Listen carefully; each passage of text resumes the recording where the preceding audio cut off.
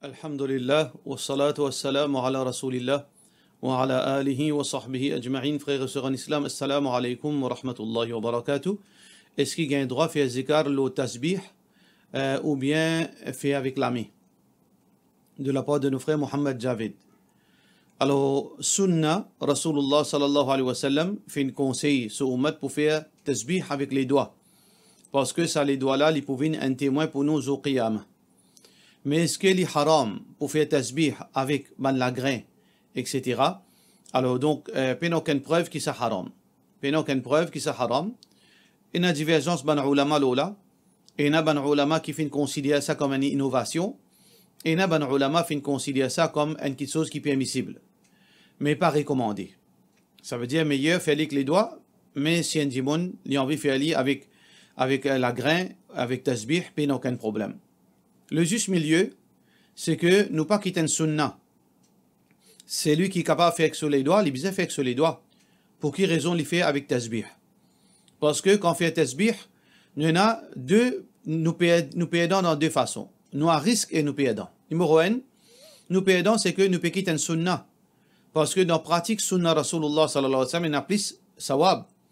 Deuxièmement, quand nous faisons tasbih avec un tasbih, quand nous faisons veut dire éloge Allah avec tasbih, prayer beads, comme on nous dit Ali. Alors donc ça, il est capable de créer l'ostentation.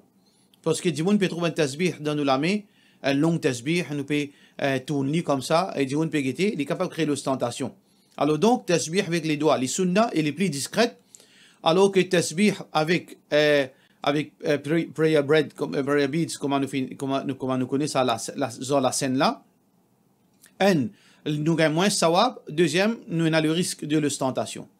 Mais si un dimanche n'est pas compté, parce que nous connaissons après chaque salat, nous avons 33 fois subhanallah, 33 fois alhamdulillah, 33 fois Allahu akbar, et après nous disons la ilaha illallah wahdahu la sharika la, lahul mulku wa lahul hamdu wa ala kulli shay'in qadir. Si un dimanche n'est pas compté, qui le fait? Alors dans ce cas-là, il est capable de faire tasbih. Si un dimanche n'est pas compté, il n'y a aucun problème. Mais si un dimanche est compté, ou bien il finit connaît qui un lame quand il fait le lame, un lame vaut 33, il fait 3 coups de 33, il peine pour servir tasbih. Alors donc tasbih, finalement nous capable de dire le juste milieu, quand un dimanche n'est pas compté, ou bien sur la tête il oublie vite, là il est capable de servir tasbih, sinon non, il n'est pas quitté un sunnah pour une chose qui gagne moins sawab. Question suivante. Est-ce que il y a un système qui est ancien dimanche fait? Je fais ça avec des aiguilles. Si arrivé, on gagne un dimal, ou bien comme d'autres, ou bien ou la main. Et quand on gratte, il grandit. Là, je prends une aiguille, passe l'eau là. Est-ce que ça gagne droit, ou bien ce n'est qu'une superstition? Nous besoin connaître que nous avons un remède religieux, nous avons un remède médical et scientifique, et nous avons un alternatif qui nous appelle superstition. Remède religieuse, spirituel, ça qui Allah fin nous, ça qui Rasulullah sallallahu alayhi wa sallam fin nous. De l'huile shifa, habbatus sauda, du miel, de l'eau zamzam, tam ajwa. Alors ça c'est un remède spirituel. Et aussi pareil, plutôt un remède qui est approuvé par Sharia. Ou bien un remède spirituel tel que tilawatul Quran, suratul Fatiha, etc.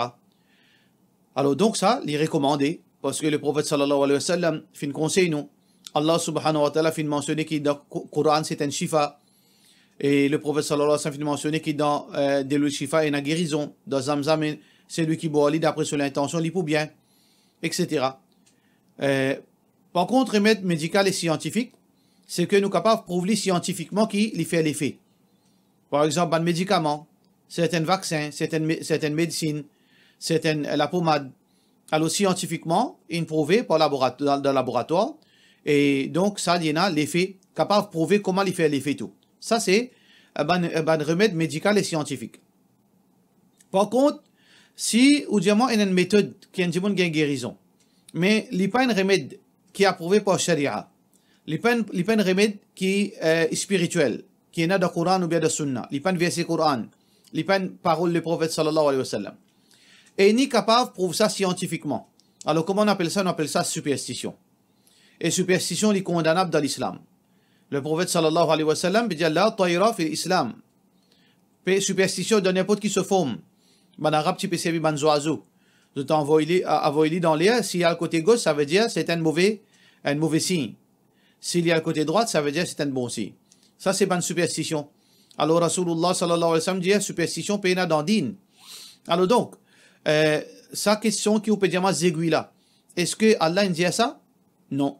Est-ce que Allah fait approuve ça avec ce Rasul sallallahu alayhi wa sallam? Non. Est-ce qu'il y a un verset Coran qui justifie ça? Non. Ça veut dire que ce n'est pas un remède qui est approuvé par Sharia et ni un remède qui est capable de considérer spirituel. Est-ce qu'il dans le laboratoire on fait test avec ça? Est-ce qu'il y a une recherche scientifique? Quand nous prenons des aiguilles, nous posons une dot. Alors dot là, ça veut dire nous balayer avec des aiguilles. Alors dot là pour islam. Est-ce que scientifiquement capable de prouver ça? Est-ce que dans le laboratoire, on fait l'expérience pour prouver ça? Non. Il y a quelque chose qui, la science même accepter ça. La science rejette quelque chose pareil. Alors, qui nous restait? Nous reste une seule option, c'est que ça pratique-là, c'est une superstition. Alors, si c'est une superstition, les haram, les condamnables dans l'islam. Il ne faudrait pas nous laisser la tête jouer bantou avec nous. Parfois, conviction qui nous donne une fausseté, Allah fait les vignes vraies comme une forme de punition pour nous. Allah fait les paraître vrai comme une forme de punition.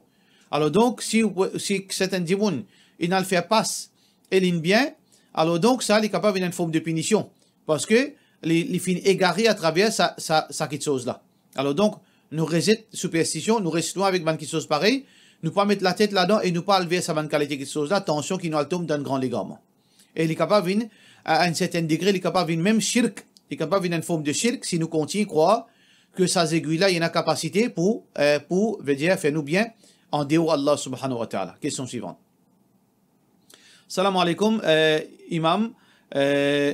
Si vous permettez un sikh dans le travail avec remeditation, est-ce que mon gain péché, c'est mon mensonge, ou bien mon journée qui peut payer mon journée qui peut payer par mois, ça l'argent là li haram. Alors ça qui m'on comprend de cette question-là, qui est un jibon de travail, vous mettez ban sikh alors que vous n'êtes pas sikh. Vous mettez ban sikh, veut dire que vous êtes cap travail, vous êtes prendre un congé qui normalement pas permissible, vous mettez ban sikh. Alors donc, est-ce qu'il gagne droit à ça? L'islam fait montrer nous l'honnêteté, la droiture. Le prophète sallallahu alayhi wa sallam fait dire nous, la takhun man khanak, n'a pas trahi quelqu'un qui trahit à toi. Même qui est un jibon qui trahit à toi, pas trahi à lui. Rasulullah sallallahu alayhi wa sallam dit al-makru wal-khadi'atu fi nar. Ban plan, ban trick, et aussi ban trahison, vous êtes dans l'enfer. Man ghashana falaysa minna. C'est lui qui trique nous, il n'est pas parmi nous. C'est lui qui triche, il n'est pas parmi nous. Alors il y a beaucoup de versets Coran, beaucoup de hadiths, Rasulullah sallallahu alayhi wa sallam fait montrer nous que un musulman, il est bien droite, il est bien honnête. Il ne faudrait pas que les fasse quelque chose malhonnête. Alors donc, ça c'est l'enseignement de l'islam. Ou pas malade, comment on est capable de faire du monde croire au malade pour pas le travail? Parce que le travail, c'est une responsabilité, c'est un engagement. Quand on finit de rentrer d'un travail, on finit de prendre l'engagement pour un travail, tel léa. Sauf si on est malade. Alors donc, on a l'engagement. Inna Allah ya'murukum an tu'addu al-amanati ila ahliha. Allah lui ordonne nous, lui ordonne pour des choses de responsabilité. Wa awfu bil-uqud. Et aussi, respecter l'engagement. Alladhina yufuna bi'ahdillahi wa la yanquduna al-mithaq. Alors donc, on a toute forme de l'engagement qu'Allah subhanahu wa ta'ala fait mentionner, qu'un musulman n'est pas trahir. Alors donc, nous pas un droit cause menti, nous trahissons l'engagement pour nous faire un travail, nous inventons des mensonges. D'ailleurs, ça joue qui ou pas de travail par mensonge. Ça joue là, sur l'argent, la paye de ça joue là. Par exemple, la fin du mois, il gagne 30 000 roupies. Ça veut dire que ça un jour là, il vaut, disons, 1000 roupies. 5 000 roupies là, il y a une grosse interrogation là. Parce que le prophète sallallahu alayhi wa sallam, les fins empêchent un musulman pour prendre l'argent qu'il n'a pas mérité. Un hadith qui est rapporté par Muslim, Rasulullah sallallahu alayhi wa sallam dit Bima ta'khudh mala akhika bighayri haqq. Pour basant le quoi te prends l'argent, t'offrir sans aucune justification. Alors donc, frère en islam, si vous permettez un sikh qui en vérité pas réel ou pas sikh, alors donc, basant le quoi, ou justifier la paye de sa jour là. Basant le quoi.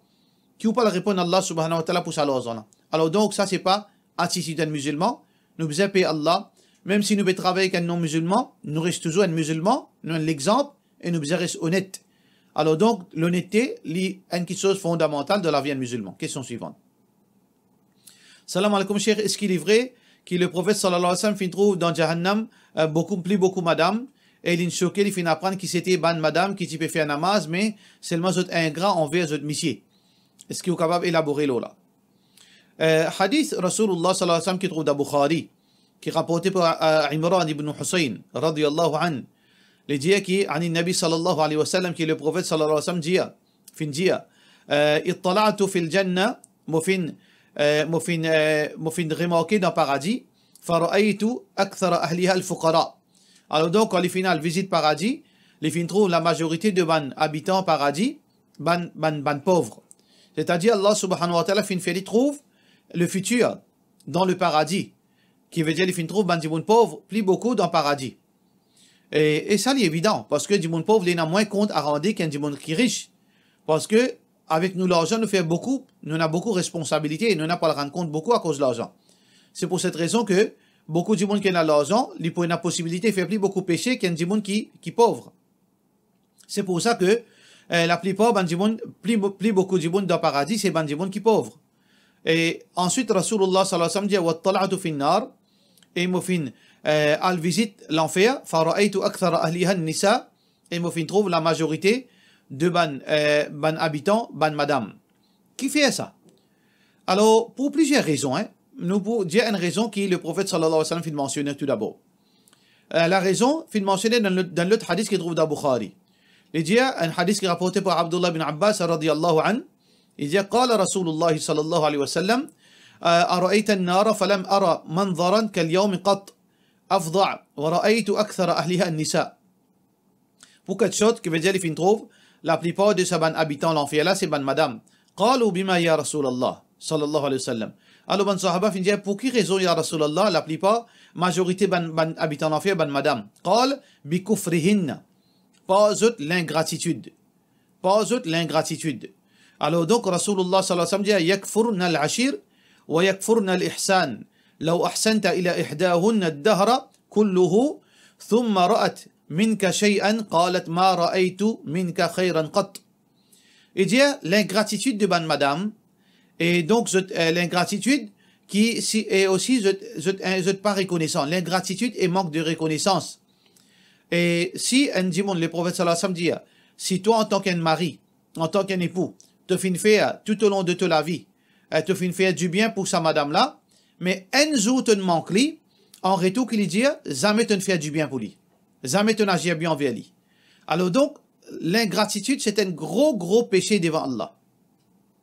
Allah pas content ça manquement, l'ingratitude, ça péché là.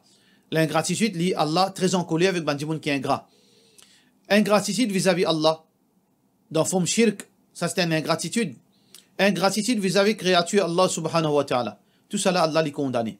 Donc ban madame, je te pour aller dans l'enfer, beaucoup ban madame pour rentrer dans l'enfer par l'ingratitude, je te paie la reconnaissance. Je te paie la reconnaissance vis-à-vis Allah, je te paie la reconnaissance vis-à-vis je te missier. Alors donc et aussi je te montre je te ingrat, je te pas reconnaître faveur Allah ou bien faveur qui je te missier fin fait envers eux. Mais ça pas veut dire que sa mentalité là, les existe pour parmi ban madame. Les parmi ban madame et aussi ban missier aussi vis-à-vis de madame je te fais ça.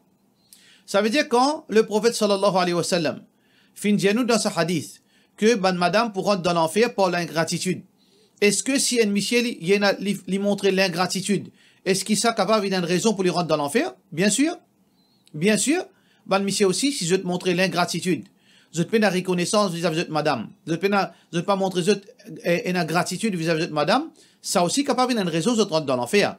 Mais malheureusement, sa qualité-là, sa attribut, sa mépris-là, ça plutôt sa mauvaise qualité-là, il paraît plus dans ban madame. Manque de reconnaissance, manque de gratitude. Alors ça, c'est une de bonnes raisons pour laquelle le Rasulullah sallallahu alayhi wa sallam trouve beaucoup ban madame, plus qui ban hommes dans l'enfer pour sa raison-là. Mais il y a une deuxième raison aussi qui fait majorité ban du monde dans l'enfer, majorité là, il est capable 60%, 40%. Il est capable 55%, 45%. Il est capable 49%, 48%. Il est capable comme ça. Ça veut dire pas nécessaire quand on peut dire majorité, veut dire le 1999, madame, un homme. Pas médias, ça pas nécessaire.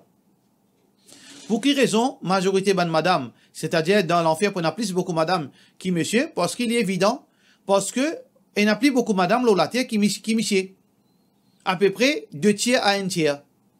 Il n'y a plus beaucoup madame la terre qui ban monsieur. Si par exemple, la terre il y a 10 milliards de monde, là-dedans, probablement 6 milliards, madame, comparé à 4 milliards monsieur.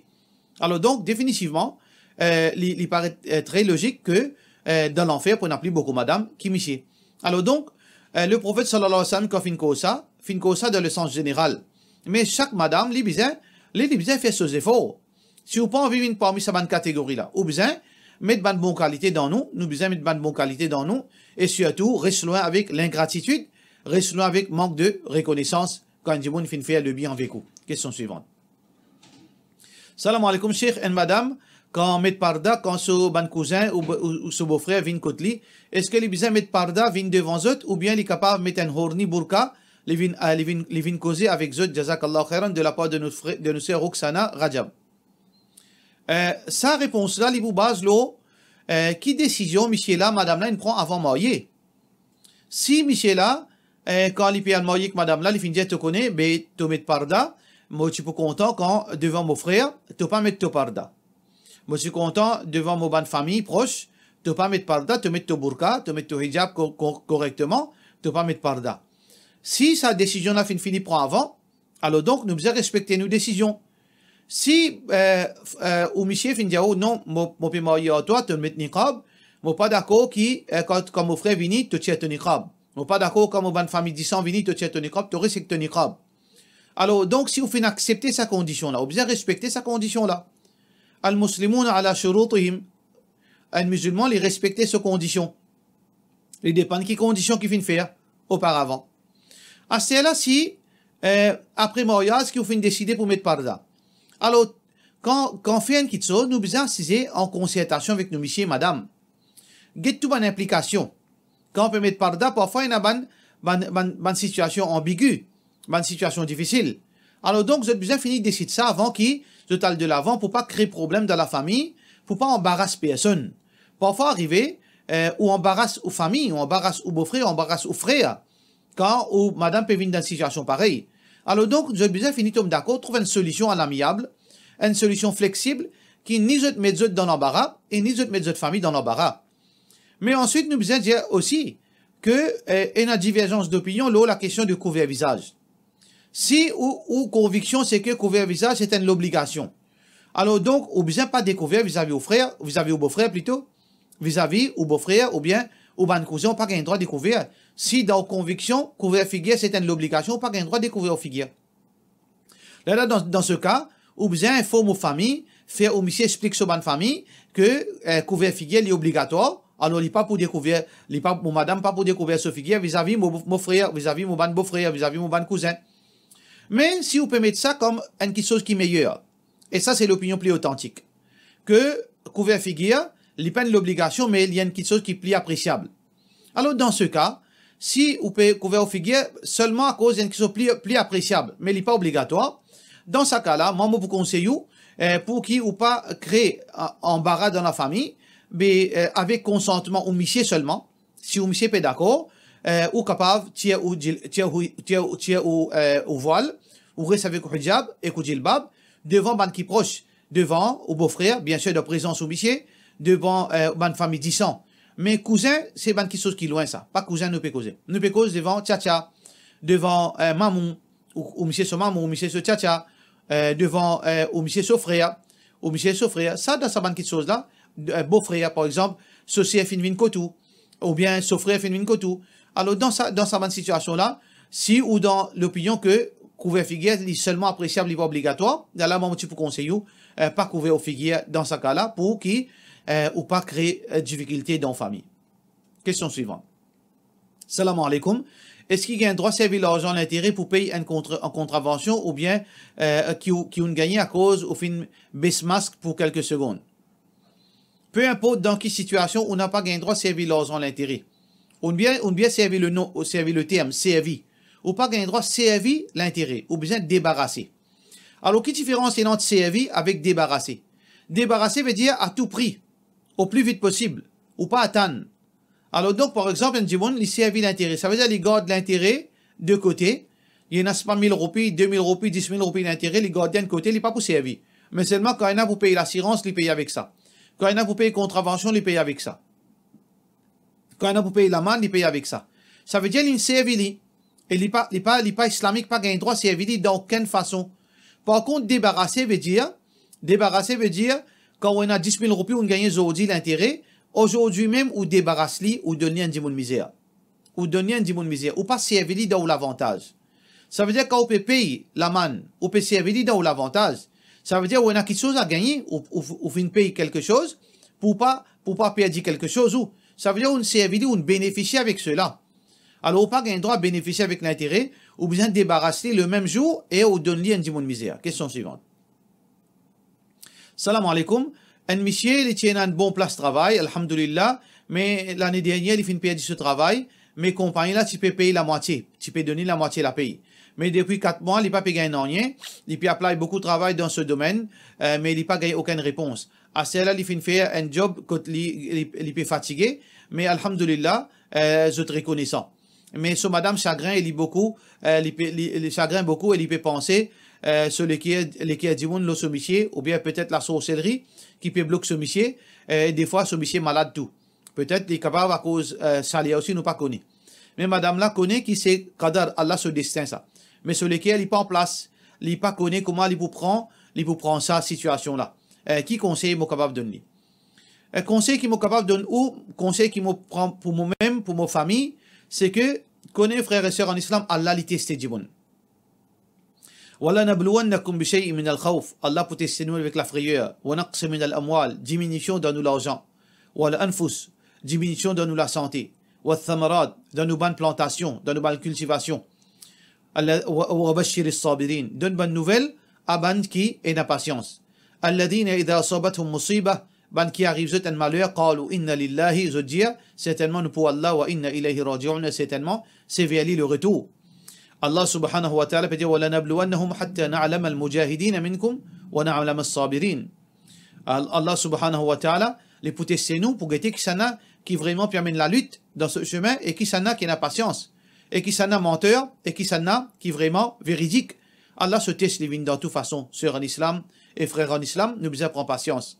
Allah les juste, Allah les généreux, après chaque difficulté et une facilité, nous besoin qu'on comporte nous, demande Allah pour consolider nous dans nos bantis. Après chaque difficulté et une facilité. Mais demande Allah la force, courage, iman. Demande Allah soulage dans sa test. Demande Allah subhanahu wa ta'ala réconforte dans ce test. Allah subhanahu wa ta'ala li réconfort vient depuis Allah. Si vous finissez agrippé avec Allah dans un moment difficile, quand du monde peut faire audito, quand du monde peut cause mauvais lot, quand du monde peut reprendre réputation, quand du monde peut redresser au travail, peut redresser ou boucher manger, réconciliez-vous avec Allah. Agrippez fermement avec Allah subhanahu wa ta'ala. Allah, le Tout-Puissant, il peut protéger, Inch'Allah. Mais nous besoin de patience. Après chaque difficulté, il y a facilité, Inch'Allah. Nous faisons droit qu'Allah facilite nous, facilite aussi pareil, et qu'Allah fait au monsieur trouver un meilleur travail, un travail qui pour une bénédiction pour vous dans le dunya d'akhirat, Inch'Allah. Question suivante. Salam alaikum, concernant divergence, donc corrige la barbe, est-ce qui, après, qui dépasse longueur une poignée? Laquelle est l'opinion plus authentique? Est-ce qu'il y a un droit corriger, alors, est-ce qu'il y a un droit corriger bout la joue là aussi? Ou bien s'il est éparpillé? L'opinion plus authentique, nous avons deux opinions. L'opinion majorité ban ulama, c'est que après une poignée, nous avons un droit coupé. Une poignée là, c'est quoi? C'est pareil comme un sahaba fin fait. Fin prend, veut dire, je te la mets, je te fin mettre comme une poignée. Ça emplit là, je te taille. Ça veut dire, ça c'est une poignée. Alors donc, pas prendre depuis à côté d'autre côté quoi. Nous pouvons prendre une poignée, comme ça, même n'importe quoi de ça. Une poignée seulement. Mais avant une poignée, nous pas gain droit. Ça, c'est l'opinion plus authentique. Mais l'opinion, certainement ulama qui nous pas gain droit même mettre ciseaux dans nous là-bas. Nous pas gain droit même mettre ciseaux dans nous là-bas. Seulement de l'opinion. Par contre, veut dire, prends ciseaux, corrige partout, les dépanne. Normalement, ban ulama qui dit pas gain droit mettre ciseaux, dit ou non pas gain droit d'aucune façon. Mais si un dimoun sur la barbe, les papes prennent position normale. Les papes prennent position normale. Les peuvent pic partout. Un dimanche, s'il est capable de dire, tiens, ça va un petit bout en plus là, peut-être, il y a une souplesse là-dedans. Mais seulement quand on peut dire, tiens, un petit bout là, c'est-à-dire un deux cheveux, un deux la barbe. Non pas au corriger d'une façon que finalement on veut prendre ciseaux, ou petit long bout, ça pas gain droit. D'après, hadith Rasulullah sallallahu alayhi wa sallam, un la barbe, bien, laisse pousser, et seulement jusqu'à un poignet, ça c'est l'opinion plus authentique. Question suivante. Salam alaikum, cheikh, est-ce qu'un garçon a un droit de mettre une carte d'identité, plutôt un câble identité, ou bien bracelet avec ce nom, Lola en argent, de la part de nos frères Riaz. Et normalement, Rasulullah sallallahu alayhi wa sallam fait montrer nous que banzom les met bac. C'est ça la pratique du prophète sallallahu alayhi wa sallam.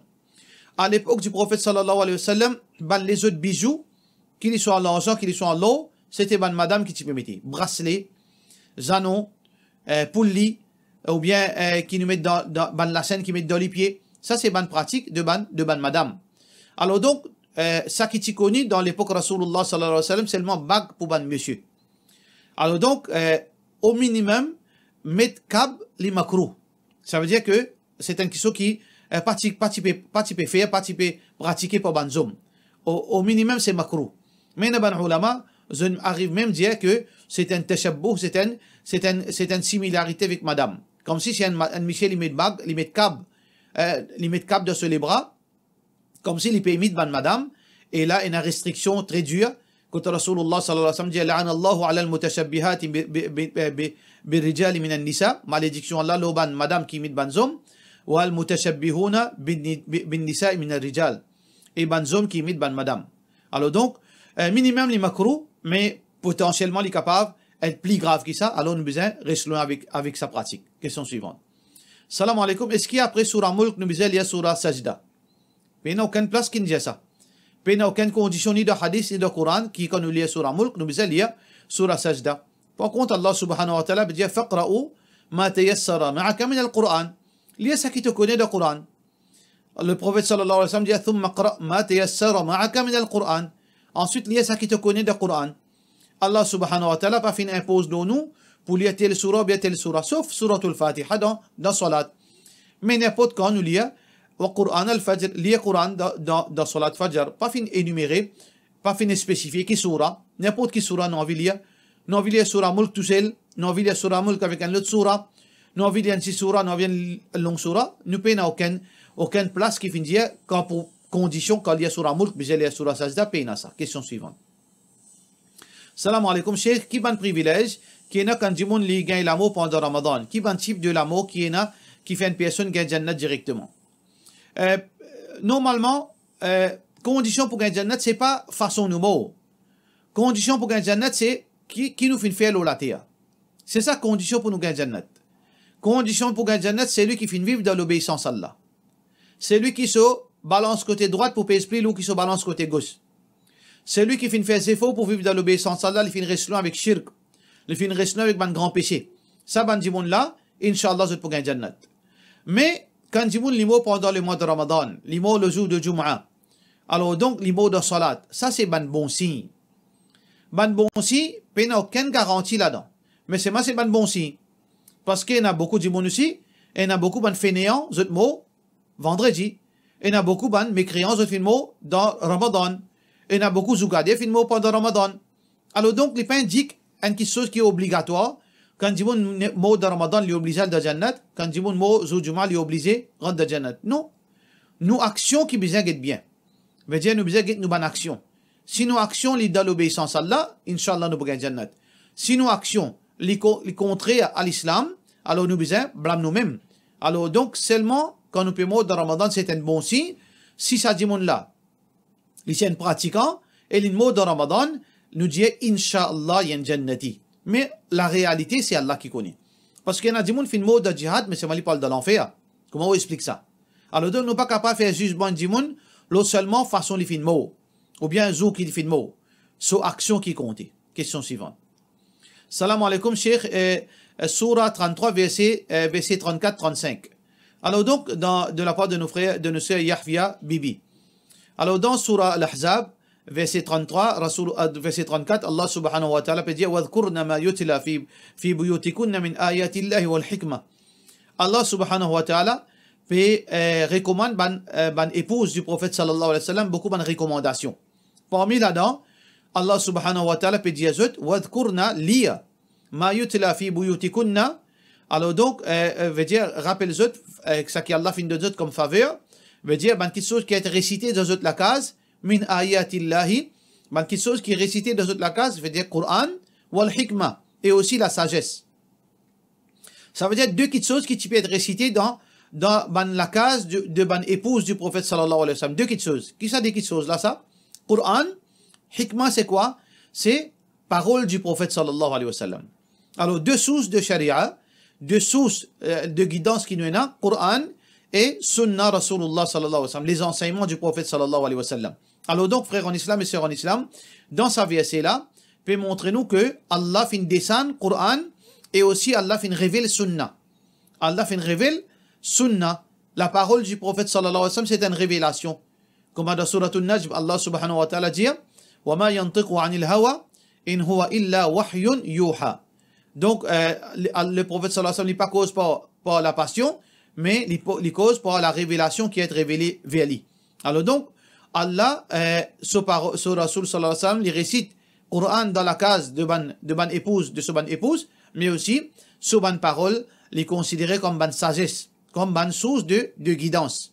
Alors donc, deux petites choses, deux révélations, Coran et Sunna, Rasulullah sallallahu alayhi wa sallam. Pour cela, nous disons, wassalamu alaikum wa rahmatullahi wa barakatuh.